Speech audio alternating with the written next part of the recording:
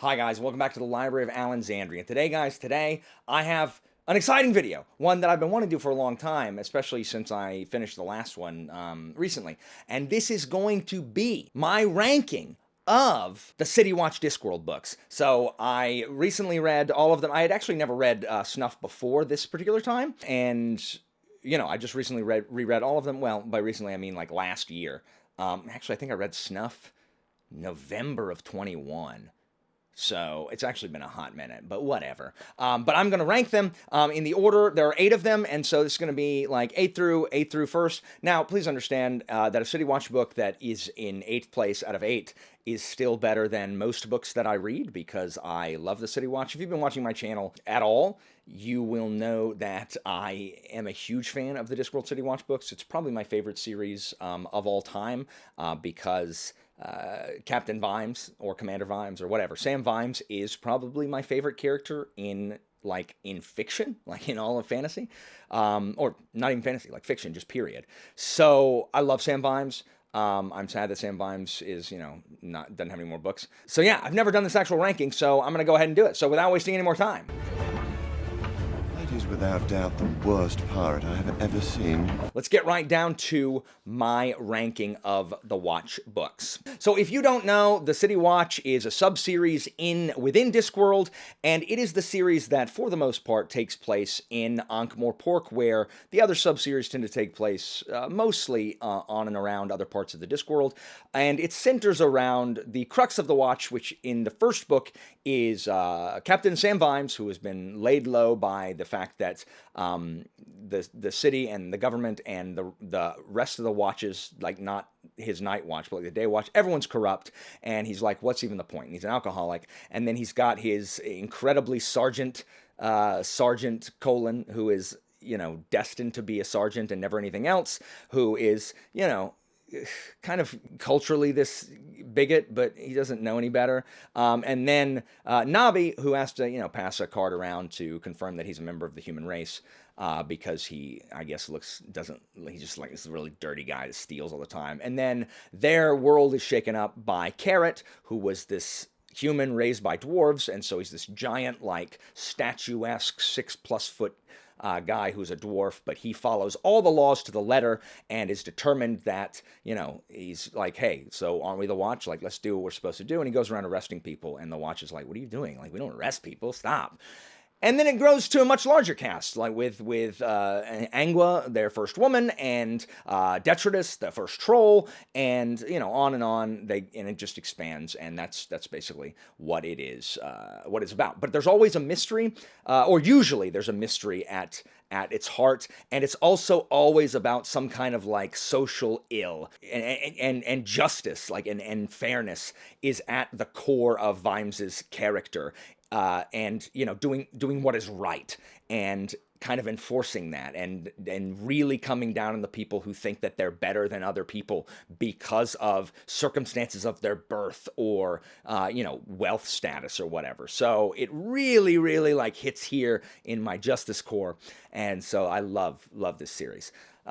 So without wasting any more time, let's get down to business. Here are how I rank them. So in number 8, and for me it's a pretty distant 8th, and I felt this way the first time I read through the books, and it didn't really change when I read it again, and that's going to be THUD, which is book 7. So in THUD, we have a mystery. Again, there's a murder underground, and part of what I don't like about THUD is that, for me, THUD feels like it's retreading a lot of ground that we covered in Men-at-Arms, with the trolls and the dwarves hating each other, and as well as the Fifth Elephant with the deep dwarves and the kind of the Underdark kind of thing. And it just doesn't feel quite as fresh. I do like the highlights of THUD are more of highlighting Vimes's like inner rage, which we explore a lot in the back half of the series. And of course, the best part of THUD, hands down, is Sam's relationship with Vimes's relationship with his son, Sam. He's an infant kid that he is certain that he is going to make it home every night at the same time, and he's going to read this children's book, Where's My Cow, to baby Sam. And I love the fact that he refuses to be even a minute late, because if you could be a minute late, then you could be 5 minutes late. And if you could be 5 minutes late, you can be an hour late. And if you can be an hour late, on and on and on, until you can just keep rationalizing why you can't do it. And so to prevent him from doing that, he will literally like stop traffic, use his police powers to stop traffic to get home and read to his son. And so it's just a beautiful portrayal of Vimes as a father. But the main storyline and the stuff with Coombe Valley and the underground and the dark, like the consuming dark or whatever it is, all of that stuff just doesn't really do it for me. I was less invested in this book than the other one. So that's why THUD comes in at a pretty distant number 8. At number 7, we've got JINGO, which is book 4 chronologically. So JINGO is the first of the watch books that takes us out of Ankh-Morpork. It takes us over to the deserts of Klatch, where Vimes is chasing this guy, 71-hour Ahmed, who he believes knows or is responsible for the assassination of a diplomat. And basically, JINGO is about excess nationalism and our propensity to love going to war, and for us being better than them, even though it's literally for the exact same stuff. Like, it's okay when we do it, but it's not okay when they do it. And warring just because you can war, and for people thinking that there's this glory in going to fight, but it's the only people that think that are either the ones who aren't actually going to fight, they're just going to order people to die, or people who have never seen people die. And so, the jingoism stuff and the nationalism and the dangerous patriotism, that kind of stuff is good, but it doesn't resonate with me as much as the more like justice-oriented stuff that is in the other books. I think the patrician acts weird in this one, and yes, I know the stuff with Nabi and Colin and the patrician is really, really funny, but it feels a little off to me. It's just not how I like seeing the patrician, even though the stuff with Nabi, Colin, and the patrician is really, really funny. We get more Leonard of Quirm. Vimes on the chase is always fantastic. It has one of my favorite paraphrasing, but one of my favorite lines in any of the watch books is from JINGO. There must be a policeman for kings.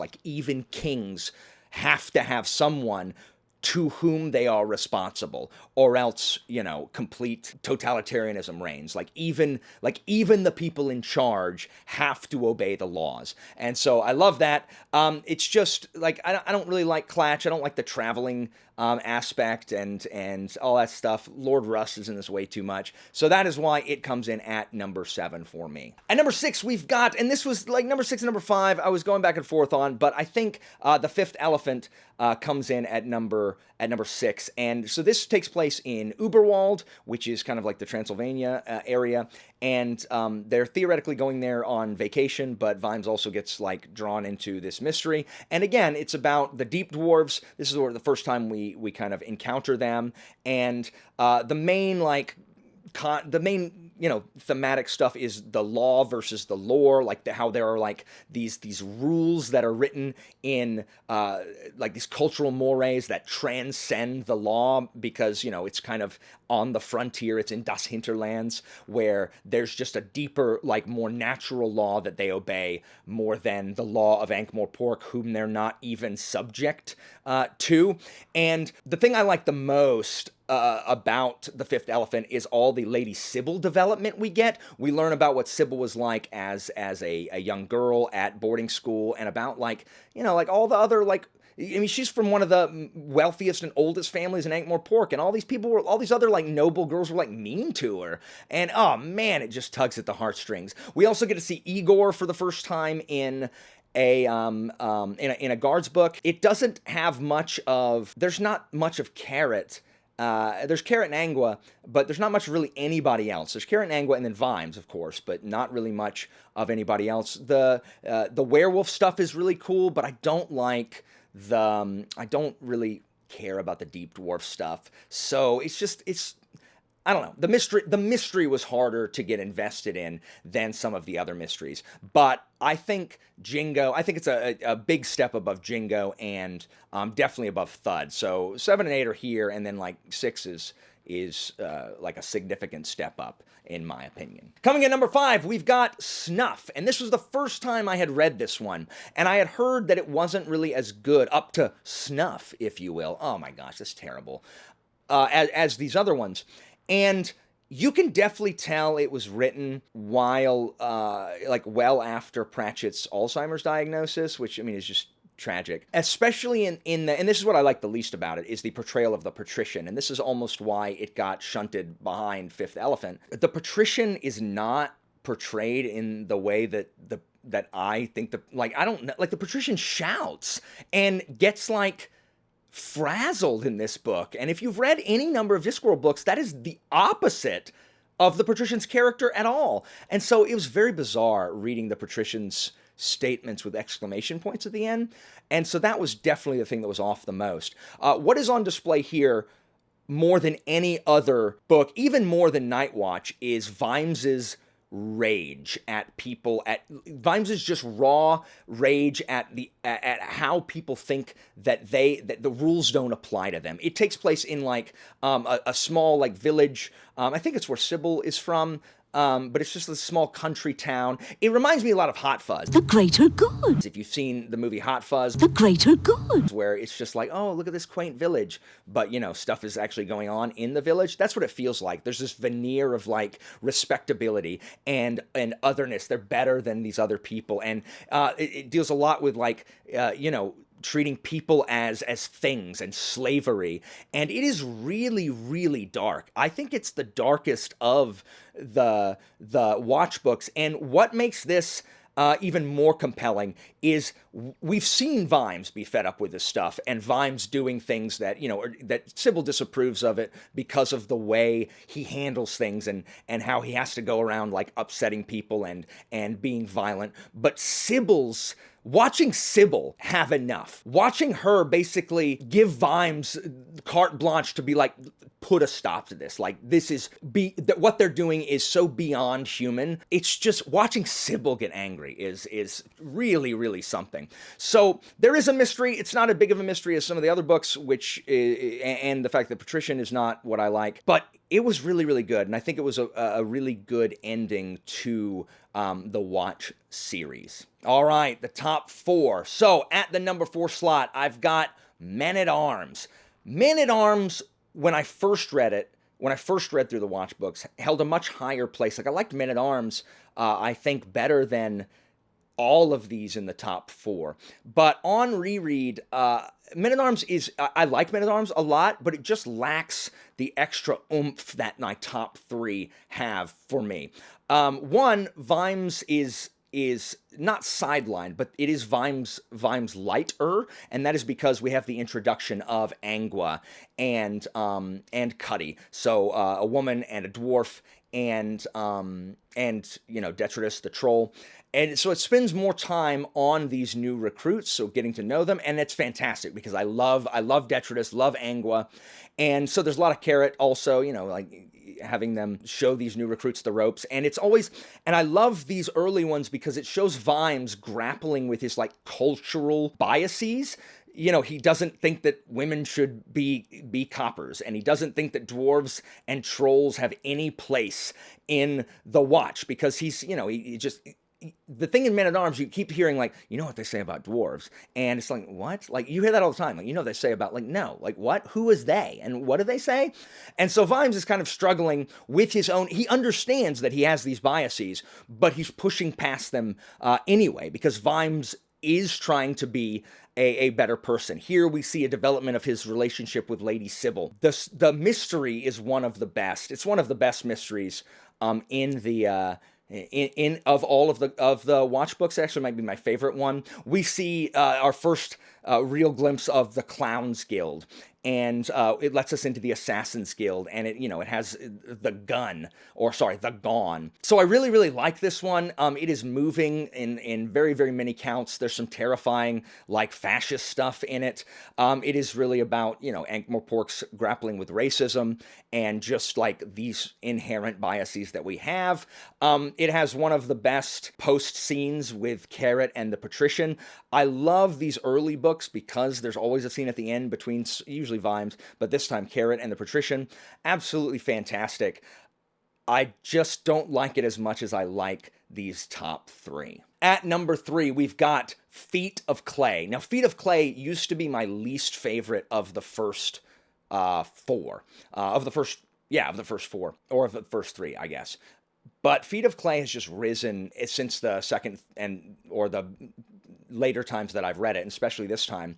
Feet of Clay is about another mystery, but it's about golems and about, like, slavery and what makes something human, or what makes something have a soul. And it, again, continues to deal with Vimes' inherent biases, because now we've got even more people joining the Watch.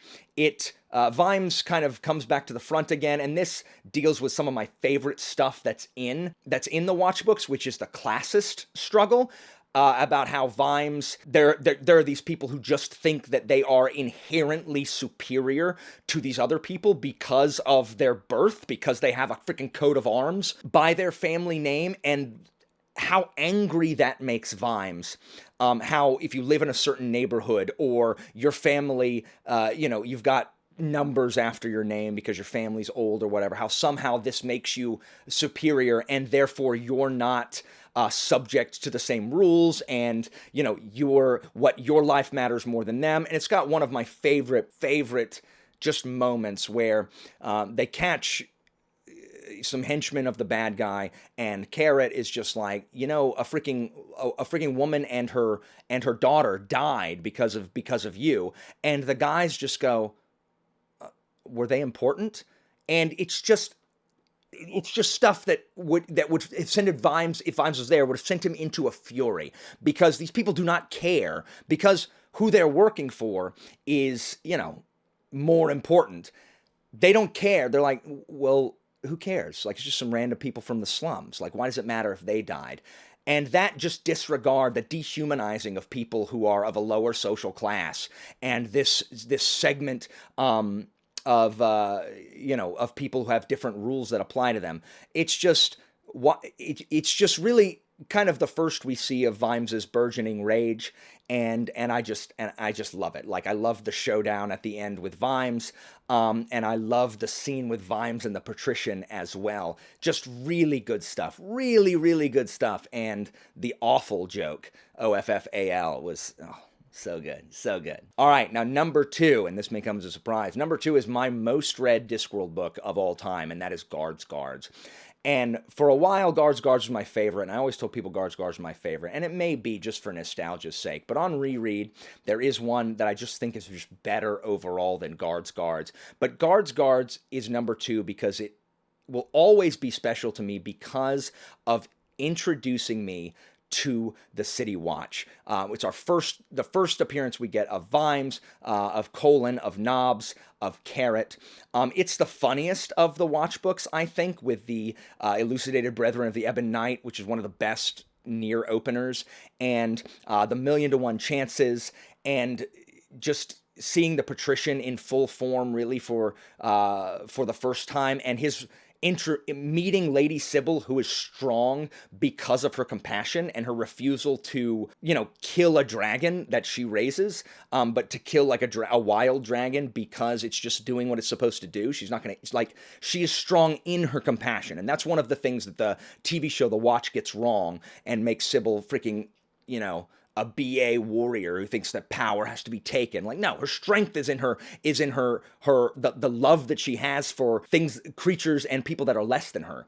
It's just such a fantastic introduction. The mystery is great. Everyone is in full form, watching Vimes rise from the ashes, and seeing what he later becomes it's just so good. Like, it's so good. I could read Guards, once a year and like forever. And I've read Guards more than any other Discworld book, so it will always have a place in my heart as one of my favorites. But I don't think it's the best one. So the best one left in the slot, and I think a lot of people have this book here, is Night Watch, which is one of the best Discworld books really ever. And I think it takes. And I didn't like it that much when I first read it, but I was in college, and I think all of the themes and stuff I didn't really appreciate until now, like as an adult, where so many of the themes kind of resonate much stronger with me. It is the Vimes heaviest because it's basically Vimes, and Vimes goes back in time, and it's just he's chasing an escaped criminal back through time to this kind of revolution that he took part in when he was young. And so it's very, very Vimes heavy. And it is just the Vimesiest of all the books, and we see what created Vimes, what instilled kind of that just sense of right and wrong in Vimes when he could have easily gone the other way if he had had different influences, like the other people he was in the Watch with from an early age. I love the idea that there is no Vimes. Like, there's no world in which Vimes would abandon his pregnant wife. Like, he wouldn't be Vimes. Like, there isn't a parallel world where that would happen, because then he literally wouldn't be Vimes. Like, it's so key to Vimes's personality. I love the fact that in this one we really see the classism at play, where privilege literally means private law, from privis meaning private and lex legis meaning law. And there are these class of people who literally think that the law doesn't apply to them. And it has basically my favorite quote in all of Discworld, which is, the law has to apply to, if the law doesn't apply to everyone equally, it isn't justice, it's tyranny. And we need a little bit of that now in our real lives. Like, we need some of that now rather than this nonsense, because, like, I mean, seriously, you're like, if you think that we have the same law for the upper class and as the lower class, you are either one of the upper class who is benefiting from your own private law, or you are like so like politically partisan that you think this is a politics issue and not a like actual justice issue. The law applying to everyone equally should be an everyone issue. Like, it should. Like, everyone should be enraged that the law doesn't apply to everyone equally, because it absolutely should, because that's what it was freaking founded on. And if you're trying to make excuses for it, like, stop. Like, I don't know, I honestly don't know how you can do that, but whatever. It's just so good. Watching the difference between Vimes and Carcer basically is Vimes if he hadn't had that good influence as a kid. If Vimes embraced his inner beast. So the difference between Vimes, a watchman, and a criminal is the fact that Vimes keeps control of that inner, like, feralness that the criminals like Carcer let free, which is why they're free to kill anybody without remorse and all that stuff. But Vimes, as a watchman, is forced to, no matter how much it wants to come out and, like, freaking murder these criminals or whatever. It's just so good. I love revolution. I love classist discussions. I love Vimes at his very essence of Vimesiness. It is just absolutely touching, and man, it's the most moving of the Watch books for me, for sure, hands down. So guys, that is it for me for today. I hope you enjoyed this video. Let me know if you disagree. Guess what, guys? We're all Watch fans, so we can disagree without, like, freaking yelling at each other. So let me know how you would rank, if you've read all of them, let me know how you would rank the 8 Watch books down below in the comments. And if you've only read some, cool. Like, are you excited to read the rest? Yeah, so thanks so much for watching. And as always, information about my Patreon and Discord is down in the description, and I'll see you next time, guys.